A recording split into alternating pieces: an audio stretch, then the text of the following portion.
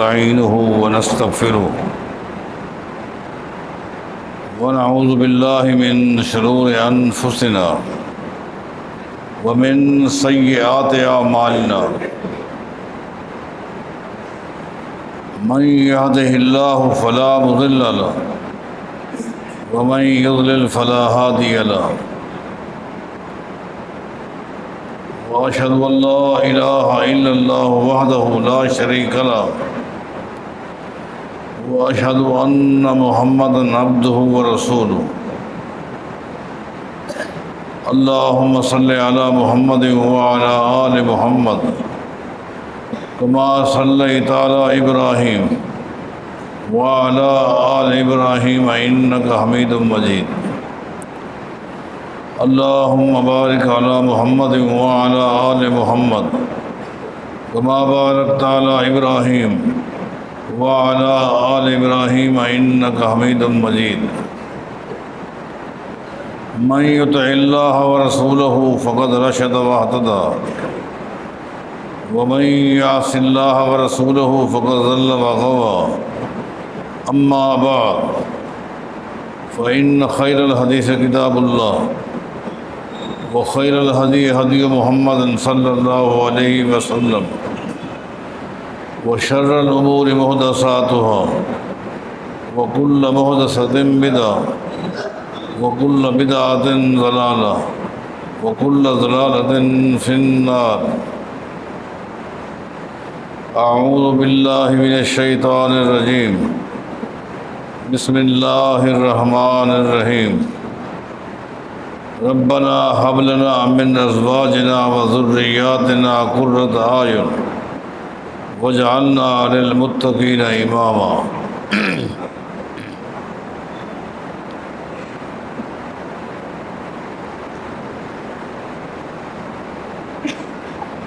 امام بخاری رحمہ اللہ کے سب سے بڑے اساتذہ کرام میں سے ایک امام ابن خزیمہ رحمہ اللہ ہے۔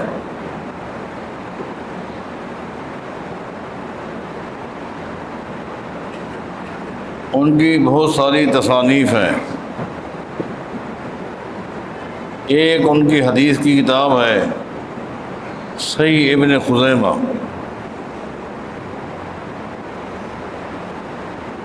وہ اپنی اس کتاب کے اندر سیدنا ابو ہریرہ رضی اللہ تعالیٰ عنہ کی سند سے ایک مرفوع حدیث لائے ہیں۔ وہ حدیث میں آپ کو سناتا ہوں۔ اس حدیث میں ان خوش نصیب لوگوں کا ذکر ہے جن کے مر جانے کے بعد، وفات پا جانے کے بعد بھی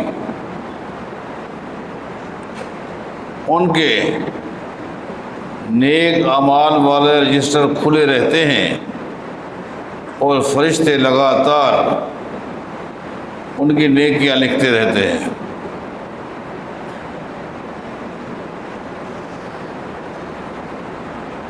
حالانکہ عمومی بات یہ ہے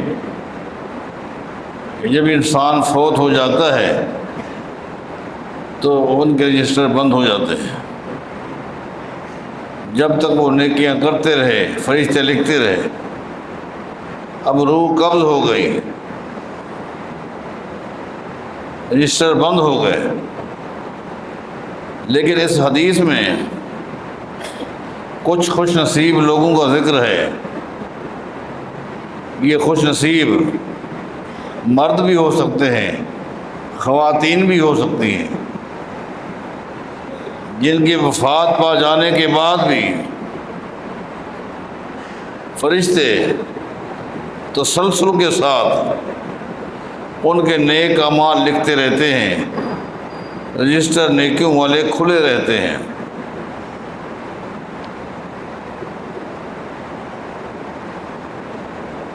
ہر مسلمان مرد ہے یا عورت ہے اس حدیث کو سنے اور غور کریں اور اپنے ضمیر میں جھانکے کہ آیا ان خوش نصیب لوگوں کی فہرست میں میں بھی ہوں یا نہیں۔ اگر وہ اس نتیجے پر پہنچے کہ میں بھی ہوں تو اللہ تعالیٰ سے استقامت کی دعا کرے، اور اگر وہ یہ سمجھے اس فہرست میں میں نہیں ہوں تو پھر کوشش کرے، کیونکہ کسی وقت بھی فرشتہ آئے گا، روح قبض ہو جائے گی، پھر یہ حسرتیں ہیں، اور موت کا ایک وقت مقرر ہے جس کا علم اللہ کے علاوہ کسی اور کو نہیں ہے۔ اس لیے کوشش کرے کہ ان خوش نصیب لوگوں کی فہرست میں میرا نام بھی آ جائے۔ نبی علیہ السلام کا فرمان ہے، کچھ حدیث یوں ہے، ان مما یلحق المؤمن من عملہ و حسناتہ بعد موتہ، کہ وہ خوش نصیب لوگ کہ جو وفات پا جاتے ہیں لیکن ان کے نیک اعمال ان کے مرنے کے بعد بھی نوٹ کیے جاتے ہیں، فرشتے لکھتے رہتے ہیں،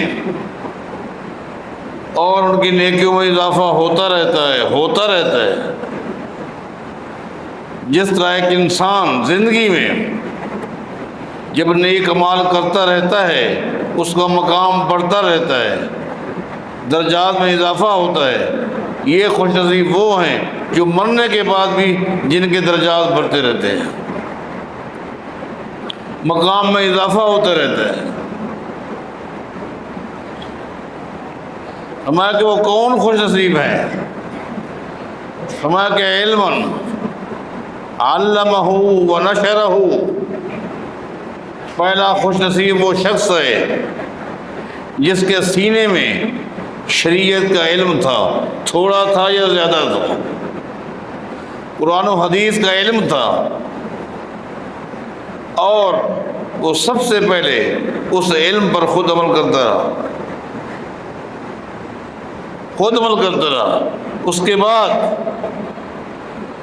اس علم کی پرچار کرتا رہا، دعوت تبلیغ، اور تبلیغ کو اس نے اپنے گھر سے شروع کیا۔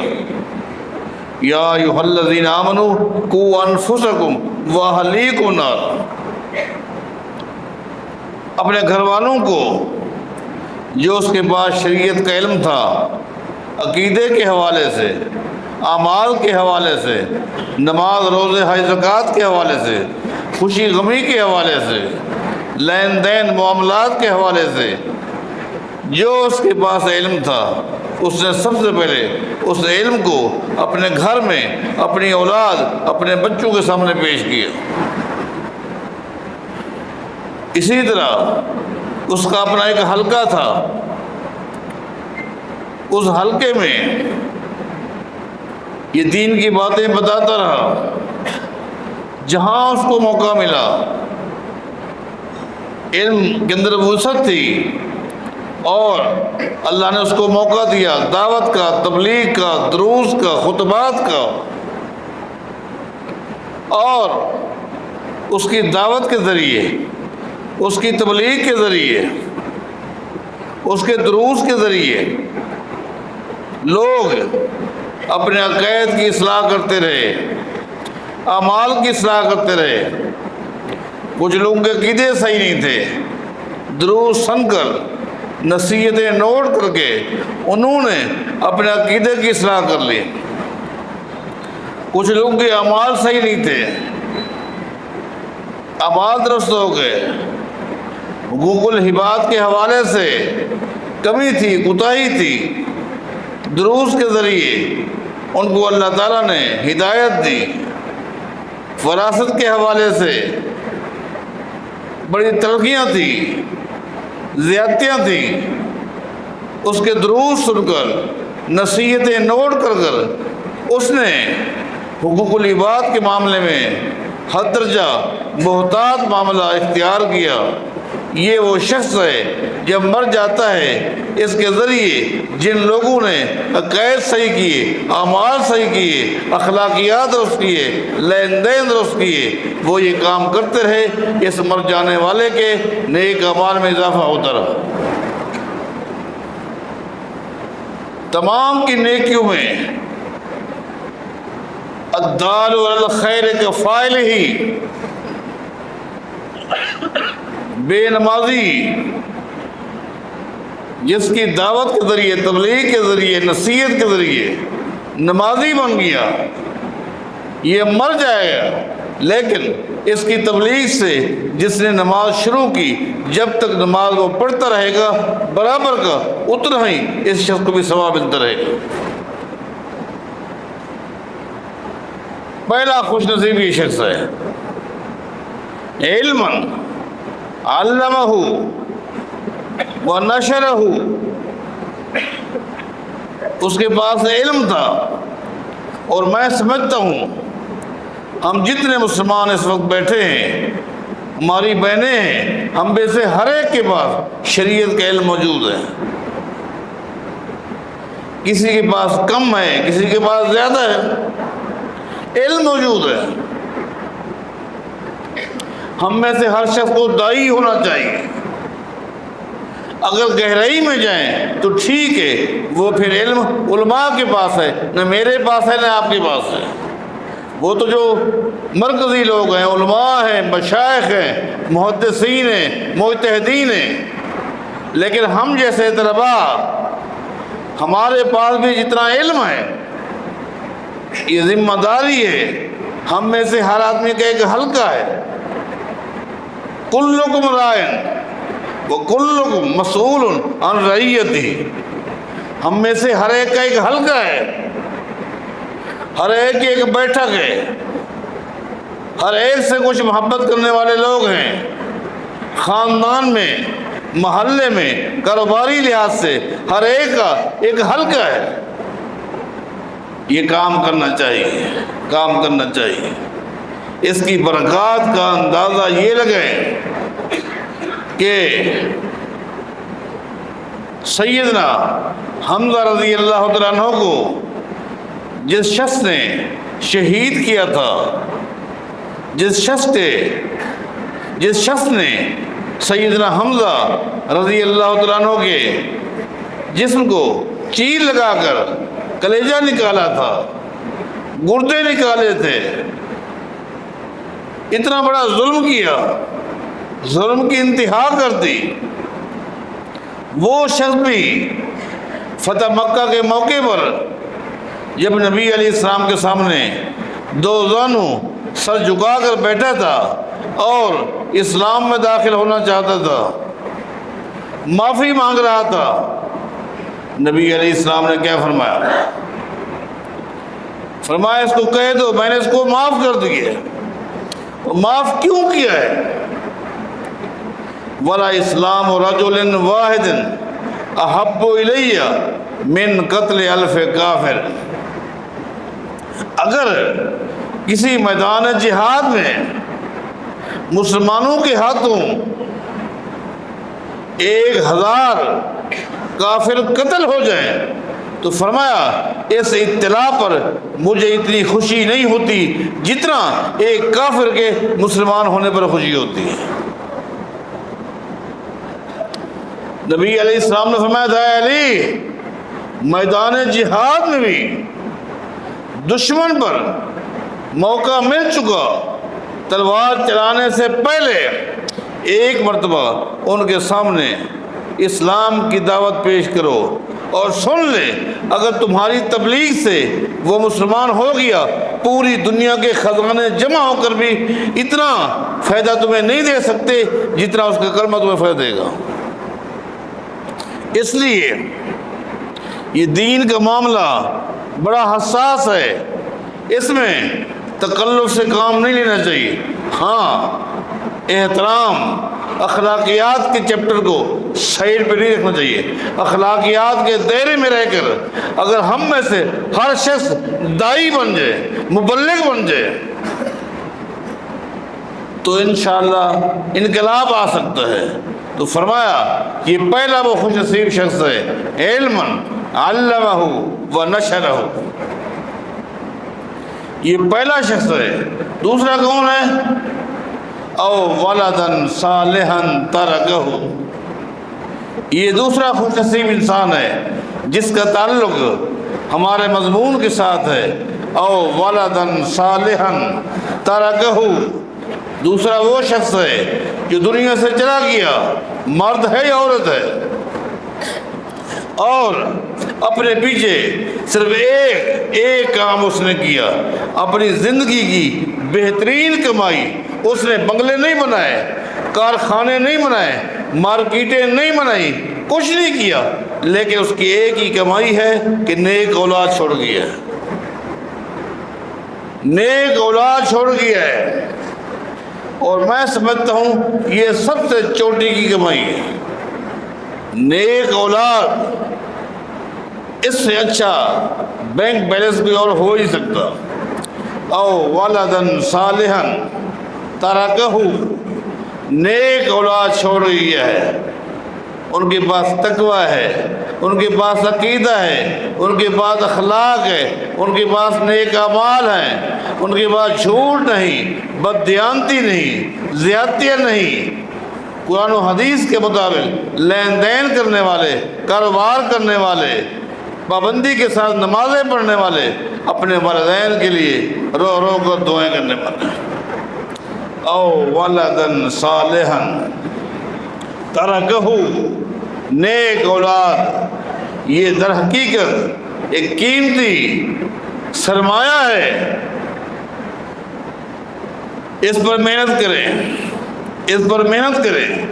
اولاد کا نیک ہونا یہ ایک عظیم اللہ کی نعمت ہے، یہ اللہ کا عظیم انعام ہے اگر اللہ تعالیٰ کسی کو نیک اولاد دے دے. اولاد کا نیک ہونا یہ ایک بہت بڑی پراپرٹی ہے، بہت بڑی قیمتی جائیداد ہے. اولاد کی تربیت کرو میرے بھائیوں، میری بہنوں. اولاد کو صحیح عقیدہ بتاؤ، عمل بتاؤ، ان کو ان کے اخلاقیات کے حوالے سے ان کو نصیحتیں کرو، لین دین کے حوالے سے، حلال و حرام کے حوالے سے ان کو بتاؤ. آپ نے یہ کام کرنا ہے، اس کام کے لیے کسی محدث کی ضرورت نہیں ہے، ہر شخص اپنی اولاد پر یہ محنت کر سکتا ہے. او ولدا صالحا ترکہ، نیک اولاد چھوڑ کے چلا گیا اور پیچھے اولاد نیک اعمال کر رہی ہے. اگرچہ وہ نام نہ لے، زندگی میں ایک مرتبہ بھی ماں باپ کا نام نہ لے، لیکن نیک اولاد ہے، ان کے اعمال میں برابر کا وہ شریک رہتا ہے. آپ کیا سمجھتے ہیں بعد میں بھی فرشتے نیکیاں لکھتے رہتے ہیں؟ بلکہ ایک حدیث میں آتا ہے، چونکہ نبی علیہ السلام کا فرمان ہے، جب نیک انسان کا انتقال ہو جاتا ہے، مرد ہے یا عورت ہے، اس کو قبر میں دفنا دیا جاتا ہے، تو اللہ کے فرشتے صبح کو بھی اور شام کو بھی اس کے سامنے جنت میں جو اس کے گھر ہے وہ پیش کرتے ہیں کہ تو نے دنیا کے اندر جس مقصد کے لیے اللہ نے تجھے بھیجا تھا، تو نے اس مقصد کا حق ادا کیا. تیرے دنیا میں جانے کا ایک مقصد ہے، تو اس مقصد میں کامیاب ہو گیا، یہ تیرا گھر ہے، مستقل بنیادوں پر تو اپنے اس گھر میں آ جائے گا. نبی علیہ السلام کا فرمان ہے، صحیح حدیث ہے، صبح کو بھی فرشتے آتے ہیں، ان کے پاس نقشہ ہوتا ہے اس کے گھر کا، جو گھر اس کا جنت میں ہے، یہ تیرا گھر ہے. شام کو بھی وہ گھر دکھلاتے ہیں. نبی علیہ السلام فرماتے ہیں، ایک شخص کا انتقال ہو گیا، وہ نیک تھا، فرشتے روزانہ اسے صبح کو بھی اور شام کو بھی اس کا گھر دکھلاتے تھے. کچھ دنوں کے بعد فرشتے آئے، انہوں نے اسے گھر دکھلایا۔ اس گھر کو دیکھنے کے بعد اس نے اللہ کو آواز لگائی۔ یہ آخرت کی زندگی ہے، یہ برزخی معاملہ ہے جس کا علم اللہ کے علاوہ کسی اور کو نہیں ہے، جس کو دنیاوی زندگی پر کوئی شخص بھی قیاس نہیں کر سکتا۔ یا رب، اس نے کہا اللہ، میں نے دنیا میں جو کچھ کیا تو نے اس کے بدلے مجھے گھر دیا۔ یہ فرشتے صبح کو بھی شام کو بھی تسلسل کے ساتھ وہ گھر دکھلاتے رہے۔ آج کوئی اور نقشہ لے کر آئے ہیں، اگرچہ یہ نقشہ، یہ گھر پہلے والے گھر سے اچھا ہے، اس سے بہتر ہے، لیکن یہ تبدیل ہے۔ یہ تبدیلی کیوں آئی؟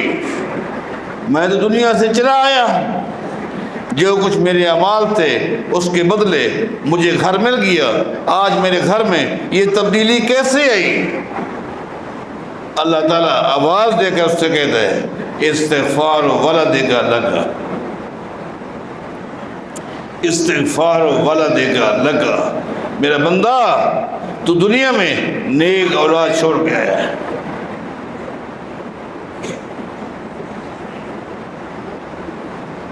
تو نے دنیا میں سب سے قیمتی سرمایہ، قیمتی پراپرٹی نیک اولاد کی شکل میں چھوڑی۔ تیرے مرنے کے بعد تیری اولاد نیک اعمال کرتے رہے اور کر رہے، تیرے حق میں دعائیں کرتے رہے اور کر رہے۔ ان کی دعاؤں کو سن کر، ان کی نیکیوں کو دیکھ کر ہم نے تیرے گھر کے اندر اضافہ کر دیا۔ لہذا یہ شخص بھی خوش نصیب ہے۔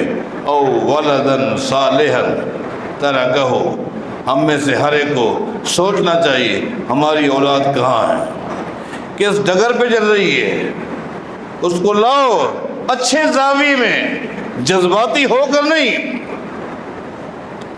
جذبات سے کبھی کام نہیں چلے گا، ان کو آپ قائل کریں، لیکن محبت کے ذریعے، اخلاق کے ذریعے، پیار کے ذریعے۔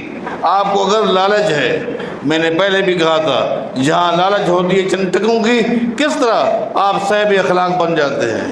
کاروبار میں، لین دین میں، معاملات میں کتنا آپ صاحب اخلاق ہوتے ہیں، لیکن اگر آپ یہاں بھی سوچیں نیک بن گئے تو میرے لیے صدقہ جاری ہے۔ ان پہ کام کریں، محنت کریں، سستی نہ کریں، محبت کے ذریعے، ان کے دوست احباب اگر اچھے ہیں ان کے ذریعے، خاندان کے دوسرے عزیزوں کے ذریعے۔ یہ کام باپ کا بھی ہے، یہ ماں کا بھی ہے، اپنی اولاد کی تربیت کرو۔ آج ماں باپ روتے ہوئے نظر آتے ہیں، ایک وقت ہوتا ہے کام نہیں کرتے کہ معاملہ سر سے اوپر نکل جاتا ہے، پھر کوئی بد دعا کر رہا ہے، کوئی دعائیں کروا رہا ہے، کوئی کچھ کہہ رہے۔ نہیں، آج موقع ہے، اپنی اولاد پہ محنت کرو۔ او ولدن صالحا ترکہ۔ تیسرا، او مصحفن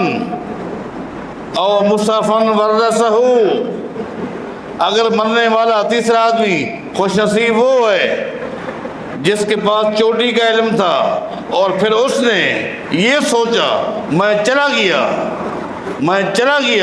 میری محنت کا کیا بنا؟ میں چاہتا ہوں کہ یہ جو کچھ اللہ نے مجھے علم دیے یہ محفوظ رہے، لوگ اس سے فائدہ اٹھاتے رہے۔ پھر اس نے کیا کیا؟ اس نے قلم اٹھایا اور جو کچھ اس کے پاس علم تھا اس علم کو کتابی شکل میں محفوظ کیا، اس کو کتابی شکل میں محفوظ کیا۔ وہ علم عقیدے کا تھا، وہ علم نماز کے بارے تھا، روزے کے بارے، حج زکوٰۃ کے بارے، اخلاقیات کے ذریعے کے حوالے سے کاروبار کے اندر جو بھی تھا اس نے اس کو تحریری شکل دی، اور تحریری شکل دی، اس کو کاروباری شکل نہیں دی، صرف یہ تاکہ لوگ اس سے فائدہ اٹھائیں۔ وہ چلا گیا، اس کی لکھی ہوئی کتاب جو لوگ بھی پڑھتے رہیں گے، پڑھنے کے بعد اس سے مسائل نکالتے رہیں گے، عمل کرتے رہیں گے، اصلاح کرتے رہیں گے، یہ کتابیں پڑھی جائیں گی، اس کو برابر کا ثواب ملتا رہے گا۔ یہ بھی ان خوش نصیب لوگوں میں شامل ہے۔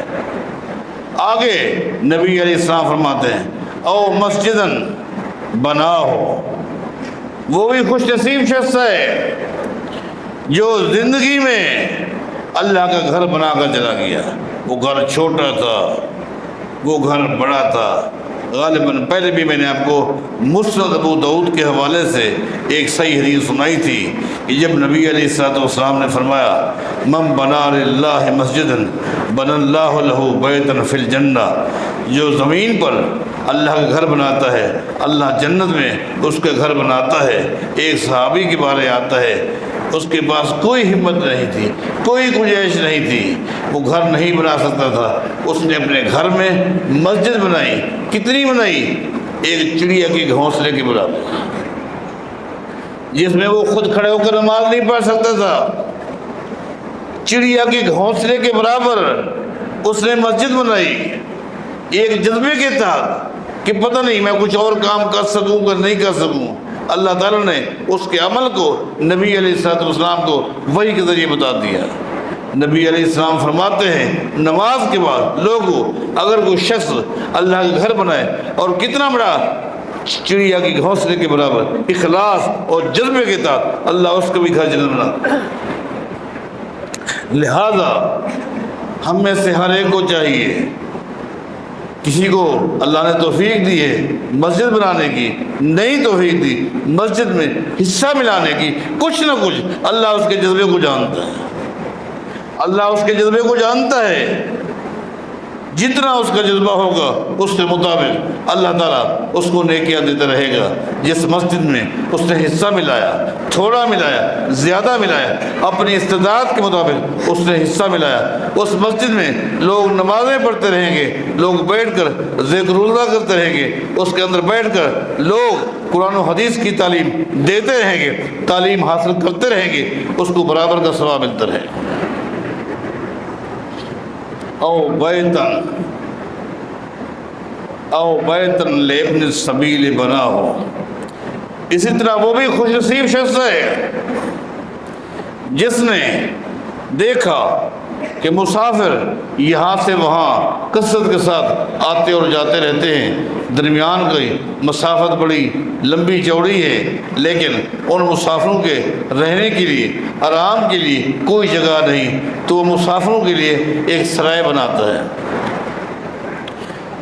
مسافروں کے لیے ایک سرائے بناتا ہے، اور تاکہ آنے جانے والا آدمی وہاں آرام کر سکے، بیٹھ سکے، سو سکے۔ مسافروں کے لیے مسافر کا دین اسلام ایک مقام ہے۔ مسافر مسافر ہوتا ہے، چاہے اپنے وطن میں ارب پتی ہو، کروڑ پتی ہو، لیکن مسافر ہے۔ جب مسافر حالت سفر میں آپ کے پاس آ جائے تو شریعت میں ہے کہ زکوٰۃ کے ساتھ بھی آپ اس کے ساتھ تعاون کر سکتے ہیں۔ آپ اس کے گھوڑے کو نہ دیکھیں، اس کی سواری کو نہ دیکھیں، اس کے لباس کو نہ دیکھیں، یہ دیکھیں یہ مسافر ہے اپنے وطن میں، ٹھیک ہے یہ مالدار ہوگا، اس کا گھر اچھا ہوگا، پتہ نہیں سفر میں اس کی کنڈیشن کیا ہے، اگر ہمت نہیں ہے زکوٰۃ سے آپ اس کے ساتھ تعاون کر سکتے ہیں۔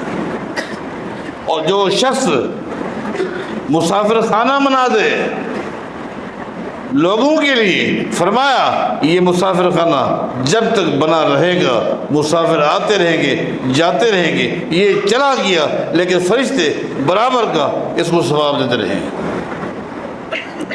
اسی طرح نبی علیہ السلام فرماتے ہیں او نہرن اجراہ، او نہرن اجراہ، کسی علاقے میں پانی کی ضرورت تھی، پانی کی ضرورت تھی اور اس نے وہاں نہر کھدوا دی، نہر کی ضرورت نہیں تھی، کنواں کھدوا دیا، پانی کے سلسلے کو جاری کر دیا۔ پانی کی نیکی کوئی معمولی نیکی نہیں ہے، یہ بہت بڑی نیکی ہے۔ پانی کا مسئلہ بڑا اہم ترین مسئلہ ہے۔ مجھے خلیفہ ہارون رشید کی بیوی کا واقعہ یاد آ گیا جس کا نام زبیدہ تھا۔ مسلمانوں کے یہ وہ خلیفہ ہیں، خلیفہ ہارون رشید، جو خلیفہ بھی ہیں اور چوٹی کے وقت کے امام بھی ہیں، محدث بھی ہیں، فقیہ بھی ہے، مجتہد ہے۔ حالانکہ حکمران جو ہیں دینی حوالے سے اکثر کورے ہوتے ہیں، مسکین ہوتے ہیں، یتیم ہوتے ہیں۔ بہت کم مسلمانوں کے حکمران گزرے ہیں کہ جو حکمران بھی تھے اور چوٹی کے امام اور محدث بھی تھے۔ ان میں سے ایک خلیفہ ہارون الرشید ہیں۔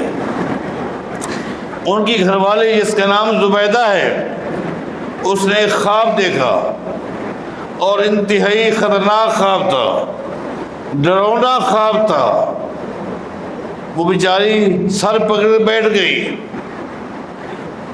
اپنے خاوند خلیفہ ہارون الرشید کو اس نے اپنا خواب سنایا۔ وہ بھی پریشان ہو گیا، رونے لگ گئے، یہ کیسا خواب ہے، اس کے اندر خطرات ہیں۔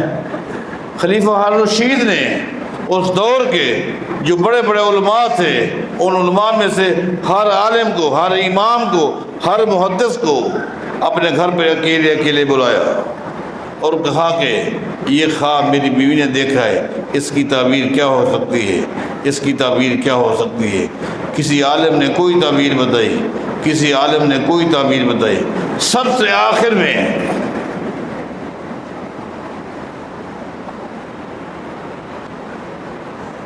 خلیفہ ہارون الرشید کو ایک شخص نے کہا کہ نبی علیہ السلام کا فرمان ہے، میری امت پر ایک وقت آئے گا، ایک وقت میری امت پر آنے والا ہے کہ میری امت کے لوگ سب سے بڑے عالم کو تلاش کریں گے کہ اس وقت زمین پر سب سے بڑا عالم کون ہے۔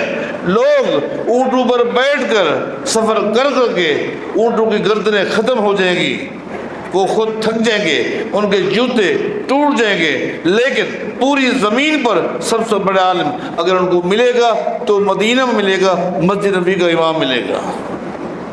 لہذا کہا کہ آپ یہ مسئلہ مسجد نبوی کے امام کے آگے پیش کریں۔ وہ کون تھے؟ امام مالک رحمہ اللہ۔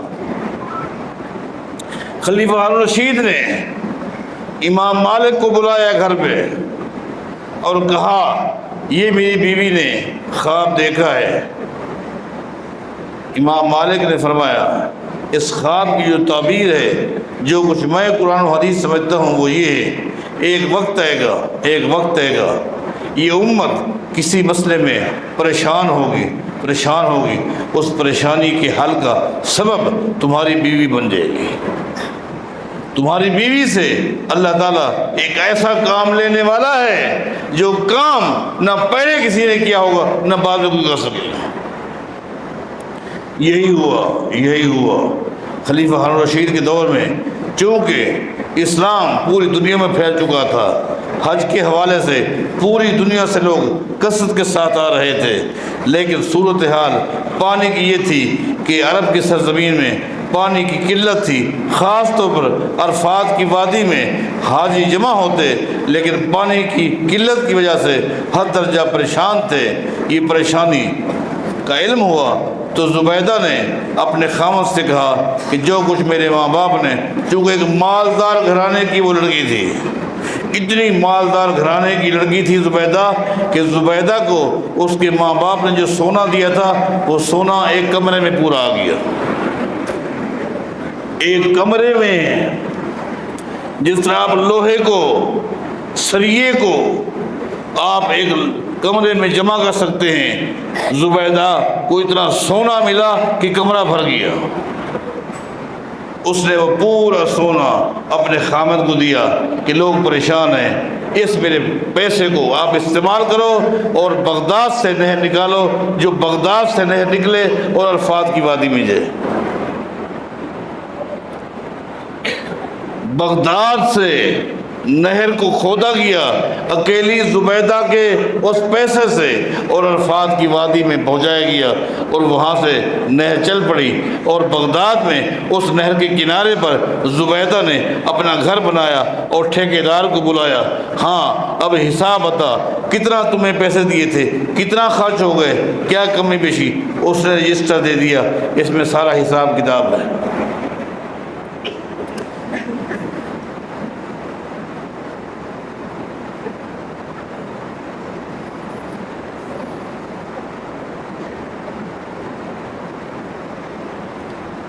زبیدہ نے وہ رجسٹر لیا اور کہا کوئی دینے تو نہیں کوئی دینے ہے، لیکن اس میں کمی بیشی ہو سکتی ہے، آپ دیکھ لیں۔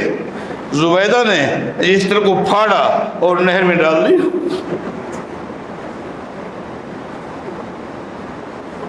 رجسٹر کو لیا اور نہر میں ڈال دیا اور کہا کمی بیشی معاف ہے۔ اللہ سے کہا اے اللہ،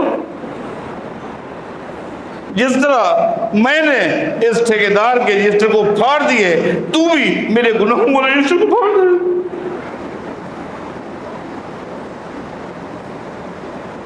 اے اللہ، جو میرے گناہوں کا رجسٹر ہے تو بھی اس کو پھاڑ دے۔ آج بھی اگرچہ وہ بند ہو چکی ہے، عرب کی سرزمین میں پانی کی ترتیب بن چکی، لیکن جب تک نہیں بنی تھی وہ نہر وہاں سے وہاں تک چلتی رہی، سیراب کرتی رہی، اور خلیفہ ہارون رشید سمجھ گئے امام مالک نے جو تعبیر بتائی تھی یہ تعبیر صحیح تھی۔ تو پانی کا مسئلہ آپ کیا سمجھتے ہیں؟ لہذا نبی علیہ السلام فرماتے ہیں او نہرن، اگر کوئی شخص نہر کھدوا دے، کنواں کھدوا دے، جہاں بھی پانی کی ضرورت ہے پیچھے نہیں ہٹنا چاہیے۔ اسی طرح نبی علیہ السلام فرماتے ہیں او صدقۃ اخرجہا من مالہ فی حیاتہ و صحتہ، اسی طرح وہ بھی خوش نصیب مرنے کے بعد ان کے نیک اعمال میں اضافہ ہوتا رہتا ہے جو اپنی زندگی میں، کب؟ جب وہ صحت مند ہوتا ہے۔ بیماری کی زد میں آ گیا، بیماری نے گھیر لیا، ڈاکٹر نے لا علاج کر دیا، اب کہتا ہے میں یہ نیکی کرتا ہوں، ٹھیک ہے، یہ بھی قبول ہے، یہ نیکی قبول ہے، لیکن آج یہ نیکیاں کر رہا ہے چونکہ یہ زندگی سے مایوس ہو چکا ہے، قبول ہے، لیکن نبی علیہ السلام فرماتے ہیں یہ نیکی ایسی ہے جیسے ضرورت مند بیٹھا ہو، یہ کھانا کھا رہا ہے، اس کو کوئی فکر نہیں کہ یہ مسکین بیٹھا ہے، یہ بھوکا بیٹھا ہے، جب اس کا پیٹ بھر گیا اس کے بعد اس نے غریب کو دیا، مسکین کو دیا، ثواب تو ملے گا، لیکن اتنا نہیں ملے گا کہ اس نے لقمہ اٹھایا، مستحق آ گیا اور اس کو دے دیا۔ اپنی صحت میں، تندرستی میں جب صحت مند ہو اللہ کے راستے میں خرچ کرتا ہے، کوئی نیکی کرتا ہے، یہ خوش نصیبی وہ ہے جو اس کے مرنے کے بعد بھی برابر کا فرشتے اس کی نیکی لکھتے رہتے ہیں۔ یہ حدیث ہے صحیح ابن خزیمہ کے حوالے سے جو میں نے آپ کو سنائی ہے۔ اللہ تعالیٰ ہم سب کو توفیق دے تاکہ ان خوش نصیبوں کی فہرست میں ہم بھی آ جائیں۔ اقول قولی ھذا واستغفر لی ولکم وآخر دعوانا الحمد للہ رب العالمین۔